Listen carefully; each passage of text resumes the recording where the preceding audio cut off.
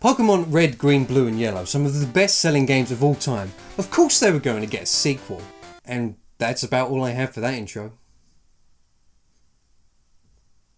In 1999, the Rainbow Pokemon Ho-Oh blessed the Pokemon series with a full world of colour as Pokemon Gold version and Pokemon Silver version released for the Game Boy Color.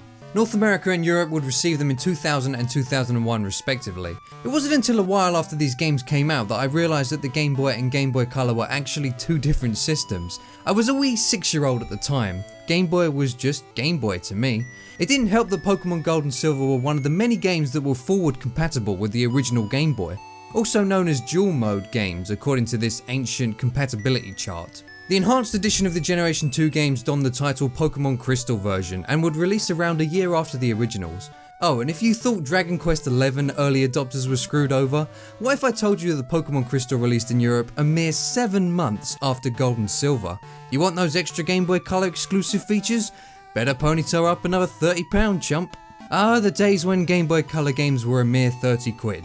Oh Brexit, what have you done to this great nation? Oh that's right, unlike Gold and Silver, Crystal could only be played on the Game Boy Color, which must mean that it's completely oozing with new features that take advantage of the slight power upgrade of the coloured handheld system, right? Yes. One of the immediate differences that is apparent upon beginning Pokemon Crystal is that it is now possible to play as either a boy or a girl, which is something that was absent from Gold, Silver and all of the Generation 1 games. It's a nice option that has persisted throughout the series ever since. But when Gold and Silver were initially released, the most exciting thing to me was the fact that there would be brand new Pokemon. I mean, I really didn't know much about the new features, new story elements or anything. I was just excited to see some new Pokemon. Some had already been previewed at that point thanks to the Pokemon anime such as Togepi, Marill and Lugia, and I couldn't wait to see more. For the first time in the series, the box art showcased some legendary Pokemon, Ho-Oh for Gold and Lugia for Silver, and the eventual Crystal would feature Suicune. A new generation of Pokemon always brings with it more of the critters, but this was the first time that we'd ever received brand new Pokemon in the video games, which made it a bigger deal. What's great is the Generation 2 games didn't dismiss the original 151. New Pokemon are inserted right alongside most of the pre-existing ones. The first route presents the player with Pidgey and Rattata, an obvious callback to Gen 1. Along with this, Sentry can also be found, and lucky players might run into a Hoot if they happen to be playing during the evening, which showcases one of Generation 2's coolest new features, the internal clock. Not only does the time of day have a nice visual effect on the game's world, which I have to say is quite quaint, it also plays a big role in which Pokemon will appear throughout Johto, and also have an effect on other things, such as whether Eevee will evolve into an Espeon or an Umbreon once it's happy enough. Oh yeah, some of the new Pokemon are evolutions of Pokemon from Generation 1, which is a great way to build upon something that we already know and love. Not only that, but Generation 2 also brought along with it pre-evolutions, or baby Pokemon. Some people don't like this feature as baby Pokemon are very weak and not helpful in battle, but let's not forget that battling isn't the only part of Pokemon. Just seeing a cute design is part of the fun, and Pokemon like Pichu and Igglybuff definitely fit that description. Plus, it's cool to be able to acquire a Hitmonchan, Hitmonlee, or the newly introduced Hitmontop by evolving a baby Tyrogue. I like what baby Pokemon bring to the table. Their inclusion comes paired with a new Pokemon breeding system. Pokemon eggs are something we may take for granted nowadays as it feels like they've been around forever, but they were actually introduced in Gold and Silver. Once hatched, an egg contains the first Pokemon of an evolution line, which now makes it much easier to share starter Pokemon, for example, with a friend, which in turn makes it easier to fill the Pokédex. Speaking of the Pokédex, the advent of brand new Pokemon raised the challenge level of completing the Pokédex. In Gold, Silver and Crystal there are 251 Pokemon to collect, 100 more than the first game, and there are a number of Generation 1 Pokemon that can't be found in the Generation 2 games, the starters or legendaries for example. And here's where a neat feature comes into play, the time capsule. The game says it's for transporting Pokemon across time, which should be a huge deal, but apparently it's just another day in the Pokemon world. Essentially, it lets you trade Generation 1 Pokemon from Gold, Silver or Crystal back to Red, Green, Blue or Yellow. So if you had a team that you really loved in those games, you can transfer them forward to your copy of Gold, Silver or Crystal. The absence of certain Pokemon in the Generation 2 games means that it takes more effort and dedication to get a complete dex, but I definitely think it adds to the fun of it all. Along with 100 new Pokemon, Generation 2 also introduced 2 new types, Dark and Steel. Surprisingly, this was the only generation to add new types for a long time. They were both good additions, especially the Dark type, simply for the fact that it is strong against Psychic. And with that, a major issue of the original games has been squashed. Psychic is still a great type, but it is nowhere near the de facto overpowered be-all and end-all type that it was in the first games. So on the actual pocket monsters front, Gen 2 is pretty good, so long as you don't mind babies and new evolutions of previous ones, as that does take up a decent percentage. Personally, I love them, the more the merrier. As for the brand new evolution lines, there aren't really any quote unquote bad Pokemon designs. Really, it's just a whole bunch of different animals, with some tough guy ones like Tyranitar, and Wobbuffet is... yeah.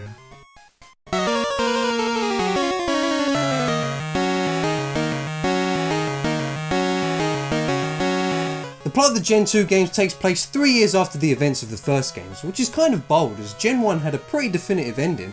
The stories didn't really have to connect or anything, but it's actually kind of cool that they do.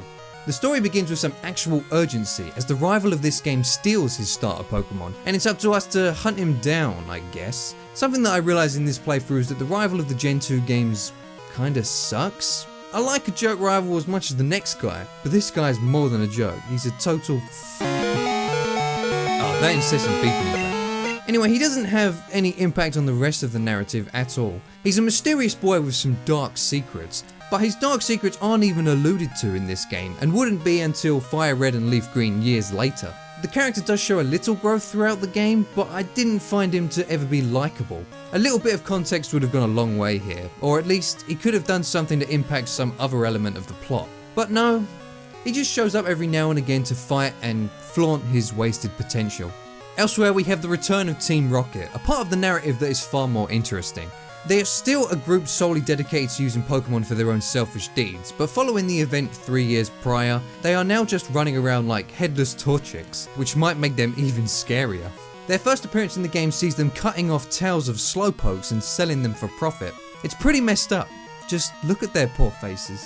Team Rocket are more wild than the Pokemon in these games. I feel that Gen 2's story has more mystery than Gen 1 in terms of who your rival is and why Team Rocket are back and what they're up to. Unfortunately, the former doesn't have any real payoff, but as far as Team Rocket are concerned, they're handled quite well. Seeing the fruits of their evil labours is quite frightening and a good motivator for wanting to take them down this time around. There's also the gyms, of course, with the badges once again being the carrot that leads you throughout your adventure. This time the gym challenge is introduced straight away, shortly after gaining your starter Pokemon and Pokedex. The gyms work relatively similar to previous, but I got the impression that Game Freak attempted to add a little more personality to some of the gym leaders. For example, Whitney will cry following her defeat and won't give up her badge straight away. Jasmine initially hangs out outside her gym and won't challenge you until you run an errand for her. They even took this a step further in Crystal by having the player interact with Morty in the Burnt Tower before they are able to challenge him. It's not a huge addition for Crystal, but you can see that the devs were pushing to have these gym leaders be more than just statues waiting to be interacted with. Unlike Pokemon Yellow, Crystal does add a significant story element to set itself apart from the vanilla games. The character of Yucine is a researcher and a big fan of the legendary Pokemon Suicune. Suicune also shows up more in Crystal and is given some prominence in the main scenario. This is the first time that the Pokemon on the box has been featured in the game's main scenario, as Ho-Oh and Lugia were completely optional Pokemon in Gold and Silver. Yucine and Suicune's frequent appearances don't add much to the story of Crystal. In fact, I think it's a little strange that a Pokemon that is part of a legendary trio, in this case Raikou, Entei and Suicune, would be given a larger role than its two associates, but I don't outright dislike their inclusion or anything like that. As I was taking notes on the story of the Generation 2 games, I couldn't help but think that maybe the story is a little weak. When looking at it on paper, there isn't much to it. A pretty unimpactful rival, the return of an evil corporation, plus the gyms and the Elite Four. Nothing really sticks out from that list as being exceptional, but I think the way it's strung together works quite well. Character moments are great thanks to the gym leaders having more personality, and the trainers actually having sensical dialogue this time around. And along the way, there are meaningful callbacks to the previous games, but it never feels like it's riding on their coattails. Plus, the locations themselves often provide parts of the lore, which is something that I think the Pokemon series as a whole really excels at. This time around, we have the Dragon's Den, the Bellsprout Tower, a place devoted to our Lord and Saviour Bellsprout, and the Ruins of Alph, a shrine devoted to the best cop pint. And I might as well bring out one of the best and most beloved aspects of the Generation 2 games now. After finishing the game and viewing the credits, you can go back to Kanto, the world of the first generation. That's right, the whole of the Kanto region is here to explore, albeit a slightly truncated version of Kanto, but everything is mostly intact. Things are a bit different though given the 3-year time gap, which is one of the most exciting things about retread in this region, seeing how it has all changed. It's an excellent and meaningful reward for beating the main story, but the story does indeed keep going while you're in Kanto, as you're able to go and collect 8 more gym badges. So yeah, while I don't think the Johto portion of the narrative is particularly ambitious, there's enough there along with the extra bits and pieces that I think it still works, and being able to see the effect that time has had on the region of Kanto certainly elevates it. So let's talk about the added gameplay features, and boy did Game Freak cram a lot in these Game Boy Color cartridges. Oh wait, 1 second. Hello? Dude, youngster Joey, stop calling me. Look, I don't want to hear about your stupid Rattata, okay? Look, if you don't stop calling me, I'm going to replace your name with that creepy Fisher Ralph. Is that what you want? No, stop calling. Anyway, as I was saying, the Game Boy... Oh, who's this now? Hello? Oh, hey Black Belt Kenji. Oh, you're giving away free PP up?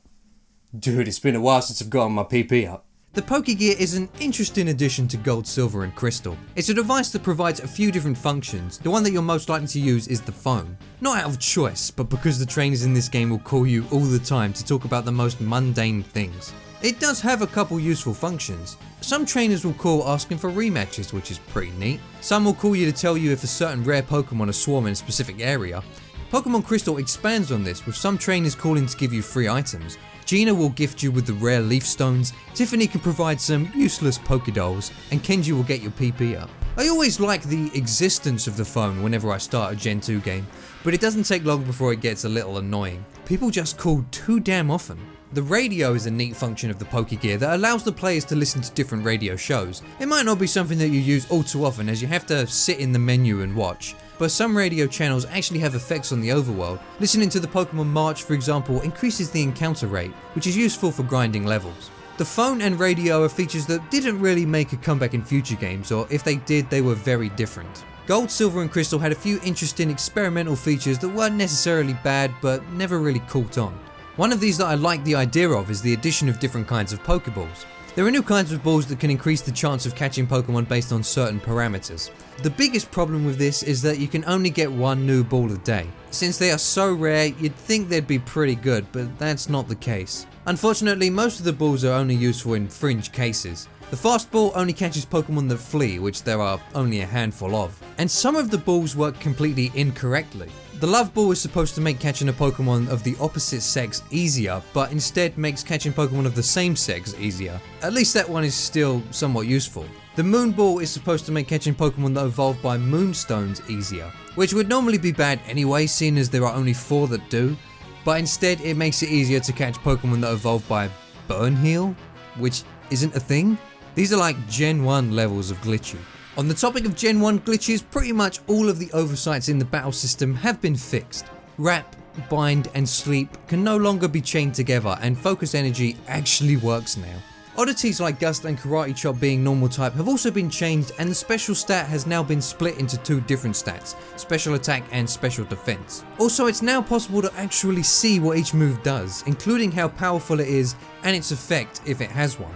But it's still not possible to see this info when learning a new move, so you better pray that it's a good one. A ton of new moves have been added to shake up battles, some with very interesting effects. Take Perish Song for instance, a move that takes down both Pokemon after 3 turns. They also added in actually strong Bug and Ghost type moves this time. Take that, Psychic type. Gen 2 also introduced Held Items, a series staple that can be used to buff Pokemon, heal them mid-battle, or a variety of other things. EXP All has been swapped out for EXP Share, which is an item that splits experience points with the Pokemon holding it. This is a lifesaver as it's no longer required to constantly switch out Pokemon or sit through years of text to bring the lower level ones up to snuff. Another area of improvement is the battle UI, most notably the EXP bar and Pokeball icon that appears next to a Pokemon that has been registered in the Pokedex. If there was a quality of life improvement that you wanted from the Gen 1 games, it's probably here in Gen 2. Oh, those pockets in the bag are nice.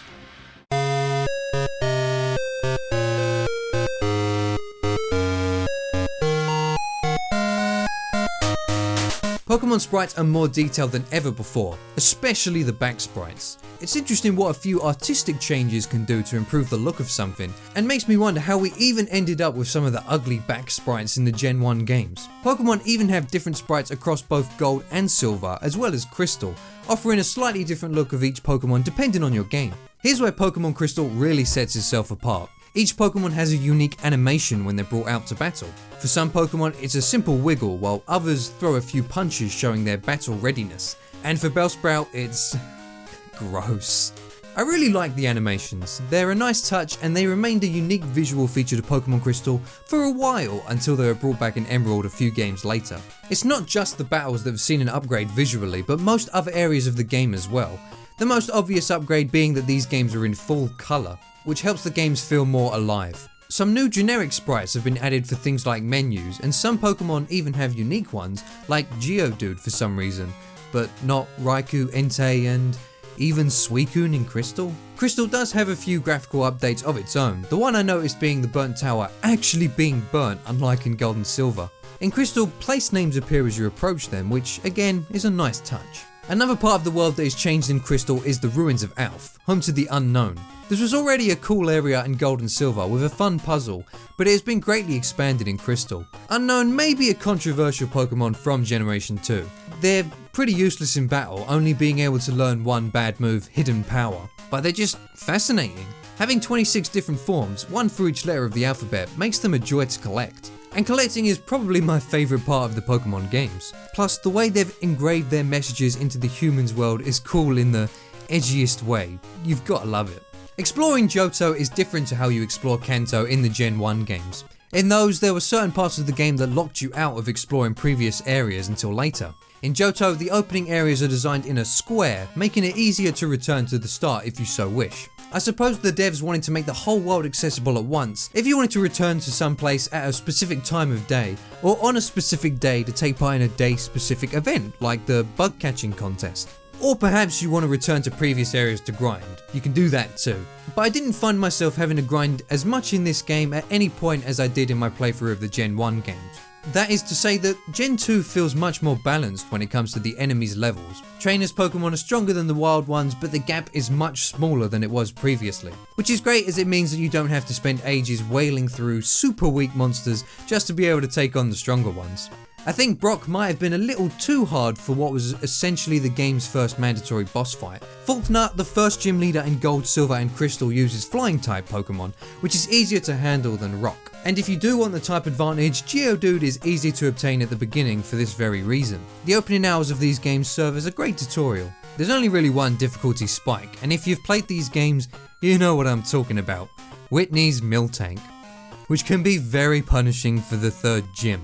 Miltank just hits like a tank of Mil. Even with the right strategy and appropriately leveled Pokemon, it can be a challenge. I think Game Freak knew this, as in Pokemon Crystal they changed the in-game trade in that area to a Machop, which has a type advantage against Miltank, and I absolutely destroyed it. That's another point in Crystal's favour. Why doesn't the Ghost Gym include the one new Ghost Pokemon from Gen 2? Something that I'm not a huge fan of is that finding HMs that you need to progress and important TMs like Rock Smash, which allows you to access new optional areas, can be very random. Some of them are just held by NPCs that look no different to any other NPC that just spouts useless Pokemon facts. There's enough important NPCs that show up in the story, I'm sure they could have found better ways of distributing these essential items. And there are way too many water HMs that you have to equip a water Pokemon with. Surf, Whirlpool and Waterfall. That's 3 essential water moves that you need to beat the game. A Pokemon can only have 4 moves and they expect you to give up 3 of them on HMs? And what's the deal, Game Freak? Why can't Lapras learn Waterfall, huh? Why are you gonna make me waste it on Suicune? Progression and pacing in these games is good for the most part, but this is one of the biggest problem areas that I noticed. Remember when I said the Pokemon Crystal must have a reason that it's a Game Boy Color exclusive? Well, the reason was that it supported a Japan-only Game Boy Color and Game Boy Advance accessory known as the Mobile Adapter GB. This device allowed players to connect their Game Boy Color to a mobile phone to essentially get your Game Boy Color online, allowing for trades, battles and special time-sensitive downloads, including the illustrious GS Ball, and the only way to obtain Celebi legitimately on a Pokemon Crystal cartridge. It's crazy to think that something like this existed back in 2001. I, as well as many other people I'm sure, thought that global trading and battling began with Diamond and Pearl on the DS, but the more you know. If you're upset that this functionality didn't exist in the Western release of Crystal, here's a cool feature that did. Exclusive to Crystal, the Battle Tower lets players pit a team of 3 Pokemon against waves of tough trainers, with a rule set akin to player versus player battles. Trainer items cannot be used, neither can 2 of the same held item. Before this, there was no way to replicate the challenge of battling a real player, something that is far more difficult than any of the regular in-game folk. But the Battle Tower does a good job of this. It's not possible to go in with higher level Pokemon and brute force your way to the top. Both strength and good strategy are required. If you like the idea of competitive Pokemon but don't actually want to compete, the Battle Tower is a great place, and it's something that has stuck around in some form or another ever since. Oh boy, Gen 2 Pokemon is looking pretty good, right? Yet I still haven't mentioned one of the best parts. The soundtrack is incredible. I don't know whether it's the sound font used or what, but a lot of the songs in this game really hit the spot. The trainer and wild Pokemon battle music remain pumping throughout the game, which is great because they're songs that play ad nauseum. The cave music is mysterious. New Barktown somehow encapsulates the feeling of a new adventure in audio form. Even the music of just walking through the routes makes it a pleasant experience. Pokemon Blue was my first ever game, and that game helped me appreciate video game music from day one. And the music in the Gen 2 games is leagues above that even. It's some of the best chiptune music in gaming, no question. There are even rearrangements of old songs in the Kanto areas. As for this part, it's a bit hit or miss. I like most of the rearranged tracks and appreciate the additions that have been made, but some didn't survive the transition quite as well, mainly the battle tracks. They're fine, but some of them aren't necessarily better or on par with the original versions. It's not a big issue though, since the music in the Johto portion is just so damn good. And once again we leave with the almighty question. If you did want to go back and play or replay a game from Generation 2, which one should you pick? It's Crystal, obviously. There's nothing wrong with Gold and Silver, but Crystal has a bunch of cool new features in terms of both graphically and gameplay wise, plus there's a tiny bit of added story in there, and you can play as a girl. It doesn't take anything away from Gold and Silver, it only adds to it. When replaying one of the Generation 1 Pokemon games, they definitely feel generations old, but the Generation 2 games don't feel that way.